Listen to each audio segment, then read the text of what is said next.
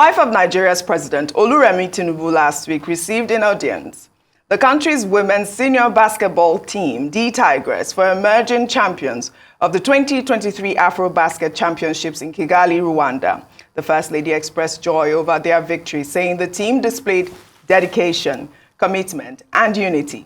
She also applauded the team for demonstrating the skills and sportsmanship that brought them the victory, which also made the nation proud of them. In her words, your exceptional dedication, relentlessness, teamwork, and unwavering dedication have once again brought pride and honor to our nation.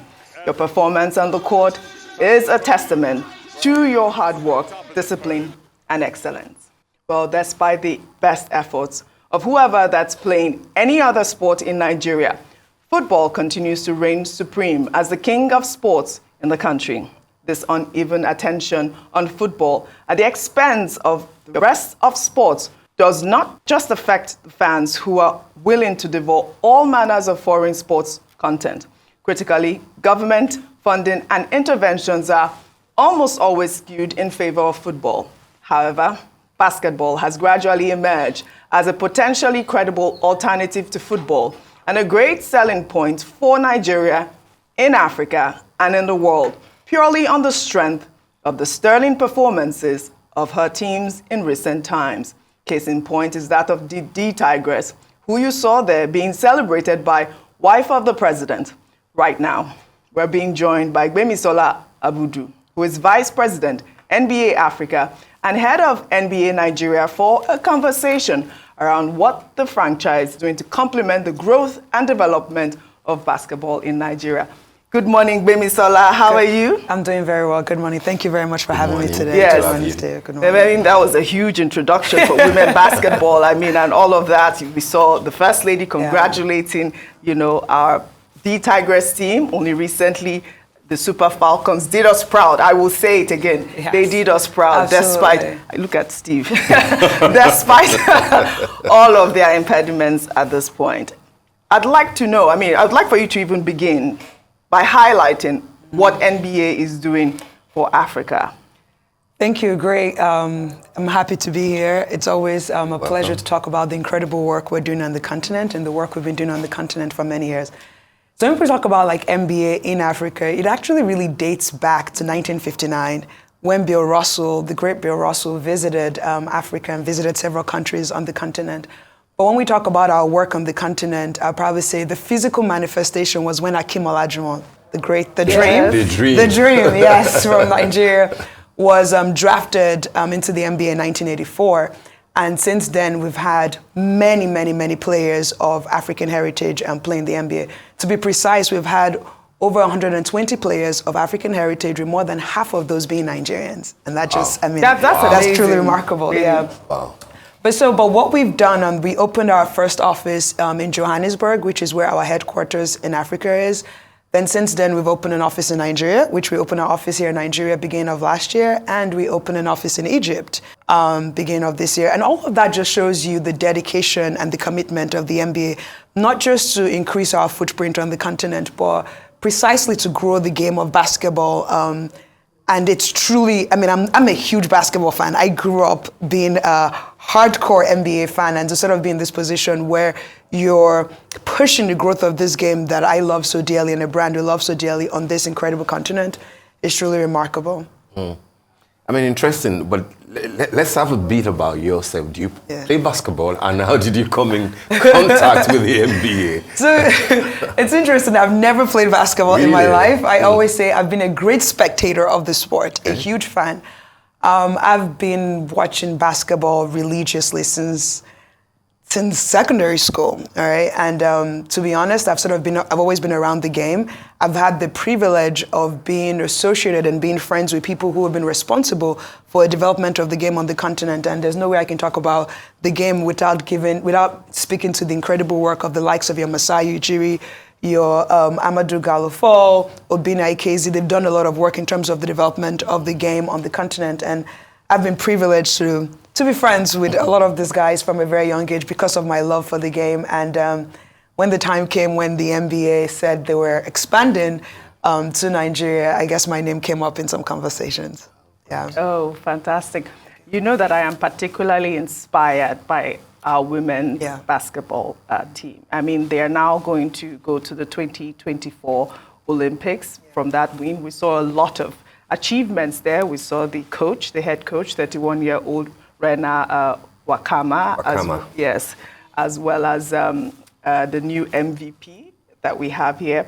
I'd like to know, beyond all of that they have achieved, what is in it for them globally? What can the NBA do in terms of maybe pushing them forward? So I would say specifically, the NBA is committed in the growth of the game globally. I mean, our mission is to inspire and connect people all around the world through the power of basketball. It's part of the reason why we're here in Africa. And I would say specifically, maybe I'll start by just sort of breaking down our mandate in Nigeria, right? Yeah. So that really helps you articulate to understand the importance of what we're doing and how that has a domino effect on the basketball ecosystem in Nigeria. So our mandate is broken down into 5 pillars. So the first is to encourage mass participation of basketball by boys and girls in Nigeria. That means, how do we ensure that sports becomes part of the curriculum in schools? Because the more you can pick up and play basketball or sports in general from a very young age, what does that do for you? There are amazing life skills you learn from playing sports that nothing else can give you that at a very early age. And these are life skills that stay with you for the rest of your life.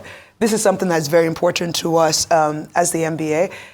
Secondly is, and with mass participation, we identify talent. So we have a lot of interesting programs in Nigeria. We have junior NBA programs where you're introducing kids to basketball, the fundamentals of basketball, and they get the opportunity to compete with other children. And as they grow within the pathway of basketball, we have different opportunities. So one thing the NBA has done is, from the moment a child picks up a basketball for the first time all the way to the professional level, in the past we didn't have that on the continent, but we established what we call the Basketball Africa League, the BAL, in 2021. So that means, as a professional basketball player, you don't have to leave Africa to play basketball professionally. You can play basketball professionally on the continent. So we use our different programs, our junior NBA programs. We just finished our BWB Elite Camp in South Africa, the 20th anniversary, where the best of the best talent across Africa. We had 6 kids from Nigeria representing Nigeria there. Wow. So literally, it's the opportunity to identify talent and to give you the pathway in whichever way you want to pursue your love for basketball, whether it's playing or the different opportunities the ecosystem provides to you. Everybody knows when you talk about NBA, it's culture. We're talking about fashion, art, film, music. I know you had the opportunity to attend. It was lovely. It was lovely. To attend our finals watch party. Oh, really? Yes, it was, what was it again? It was a finals watch, so like the game 4. Oh, so we had like a huge immersive basketball experience around that. And if you guys remember, this was all over the news last year, where we had the floating court in partnership with Hennessy. About that. Yes. So that's like the NBA experience, like what we're known for. How do we give our fans the opportunity to engage with the brand in a way that they haven't? The fourth being influence the basketball ecosystem, and this is sort of where that comes in.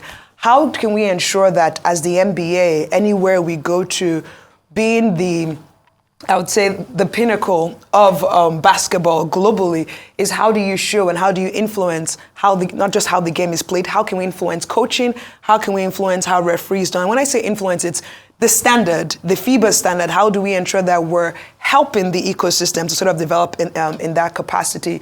The national team, what are the different things we can do to sort of help in terms of facilitating that? And the final bucket is facilitating the basketball economy. One thing about the NBA is, wherever we go, there's so many interesting things that come up. I'm talking about from a commercialization standpoint, and that's very important because it's important for any country. Yeah.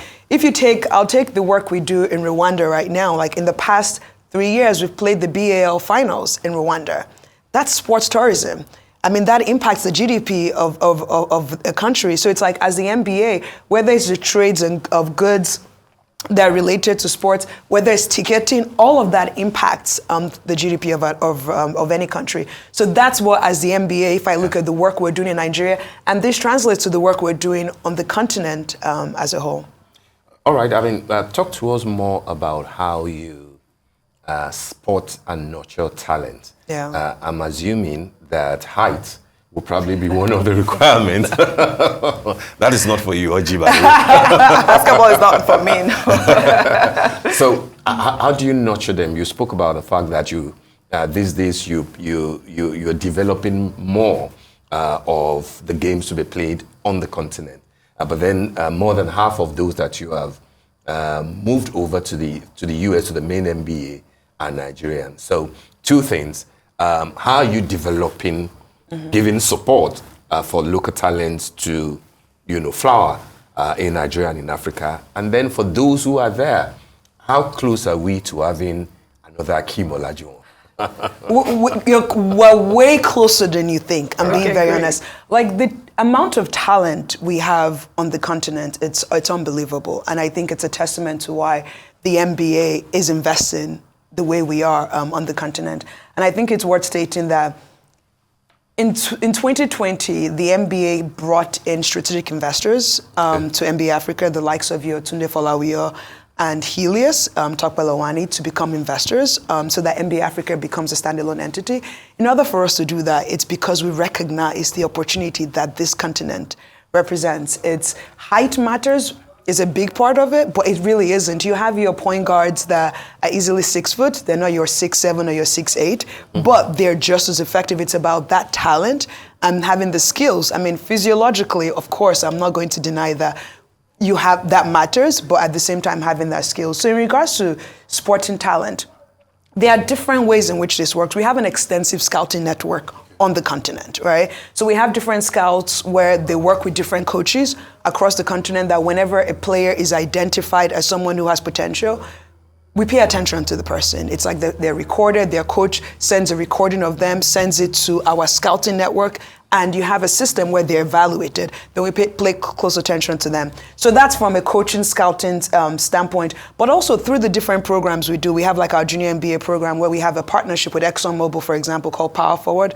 where we're celebrating the 10th year anniversary of that this year. We have a program with AFD, and we really hope that we can do more of those programs all around Nigeria so that you have many kids that have the opportunity to experience basketball, also to get the opportunity for their talent to be spotted. Then I mentioned to you that we just concluded Basketball Without Borders. How were the kids who participated representing Nigeria identified? You have kids from here where they're playing well in Nigeria, the coaches identified them, and the scouting network found out about them. So the BWB is an elite camp we put together where NBA players, Bam Adebayo, who's Nigerian, of Nigerian heritage from Miami, was there. You had the likes of Mike Brown, who has coached the Nigerian national team for several times, and he was there as well, where you have different coaches, NBA coaches, head coaches, where these kids get the opportunity to play in front of them. That's like you're getting the people who you would more than likely play for in the future. Yeah. They get the opportunity to see. Where do you run these programs, and how can people get involved in these programs that you run? So with the junior MBA programs, what we typically do is we work with the private sector, and we partner with different companies so I use the example of like Power Forward, for example. We work with ExxonMobil on that, where you work with different schools. The idea is for us to be able to have more partnerships like that. So it's within schools? We have programs within schools. Then we also have our standalone junior MBA clinics that we do as the MBA, where we choose different areas where you have a high population of the youth and make sure that they get the opportunity to play. So we want to make sure that we're increasing the chances for as many Nigerian kids as possible to showcase their talent so that during those processes they can be identified and you let them know what pathway. I'll tell you this, we have an MBA Academy in Senegal. How many Nigerian kids do you have at the MBA Academy in Senegal? You have quite a few of them there. And these are kids who wake up every day, they play basketball, and we have prospects from there who have gone off to college. We have Emmanuel right now at Louisville. We have another one who's gone to G League Ignite. So it's really just giving them opportunities of the different ways in which they can play basketball. Are there any prospects for having an MBA Academy here in Nigeria? I mean, it is the main question here. I mean, Africa has produced a lot of stars. And this leads me to my other question as well. I mean, you mentioned the likes of Tunde Folawiyo being a strategic partner with your... one of our investors. One of your investors. What are the other people doing, like Akeem Olajuwon, in terms of investment? And also the fact that, we have all of these clinics that you have mentioned. What can they do to further... Oh, they do a lot, honestly. I mean, you have players who are front-facing and doing that. You can see what they're doing physically, and there are some who are doing a lot of work behind the scenes. I give our players, especially our African players, a lot of credit because they make it a point to constantly come home. They host their own camps. They partner with us. So, mix example, with BWB we just did in South Africa, you had several players there. They didn't have to come. It was something where they wanted to be a part of that. They wanted to give back. Like, how can I take what this league has given me? And that's the way they think. And how can I train the next generation?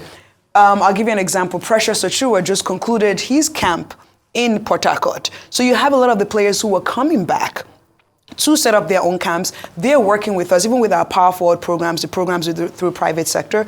We have players who are part of that as well, who want to be a part of that. From an investment standpoint, to be honest, I think there's that education where we're letting the players know of the different opportunities that exist, and I mean, I'll give you an example.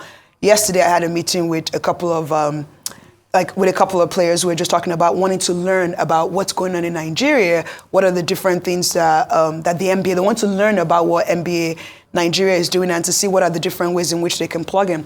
Not just NBA players, WNBA players as well, whether it's like your Chine, Ogumike, your Enrique, all of them are trying to find ways that they want to be very intentional to come back home and to be a part of this thing we're building on the continent. Yeah, I wanted to mention Masai Ujiri. Yes. I know that he has a program. Yeah, I'm not very familiar with that program. If you can share with us, and if you guys have any sort of partnership with that program as well. No, great question. So Masai has a foundation called Giants of Africa Foundation, and it's a foundation that he's been doing camps as well on the continent for about 20 years, I believe 20 years now. And we work with, Masai was just in South Africa as well, he's been part of the BWB program since the inception of it. So Masai is the vice chairman and president of the Toronto Raptors. Okay. And he's someone who's very involved in the work that we're doing here, whether it's directly from a business standpoint or even as the grassroots, because one of the things that he's doing is with courts, opening courts, he's really established and built several courts in different parts of Nigeria, and part of what we're trying to do in partnership with that is creating this, we call it the software. So you have those who create the hardware, and the NBA brings the software, which is the programming, and the NBA junior NBA curriculum of how to play fundamental basketball. But the work that that Masai Ujiri has done and what he's done for the continent and what he's done for Nigeria cannot be understated. It's truly remarkable. All right, Gbemisola, before we let you go, just very quickly, how do you think that the game of basketball in Nigeria and in Africa can compare with that of female soccer in terms of, power of recall of the names of these players? I mean, look at Azizat Oshoala, for example. Everybody's talking about her. Michelle Alozie, is based in the US. Everybody's talking about her, social media, etc. But we had the Tigress girls doing us proud in Rwanda and everywhere.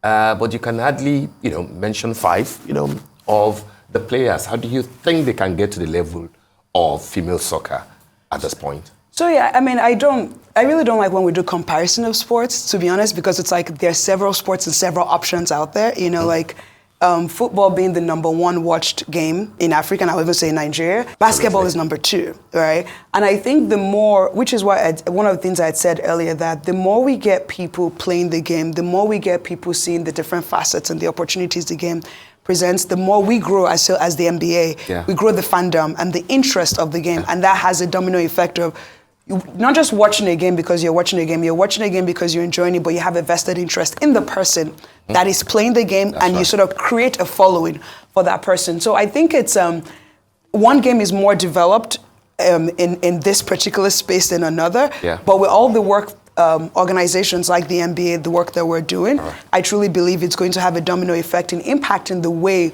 the game of basketball is played and the way the game of basketball is viewed in Nigeria. I think you're doing a phenomenal job, really well done. I mean, I enjoyed my basketball experience. You need to create more.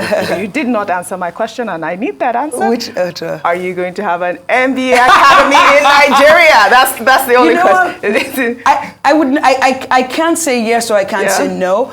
It's possible if we can find the right partner who's willing to invest and build this with us. All right, we need the partner. Yes, we need the right partner. Thank you so much, baby. Thank you very much for having me. A pleasure.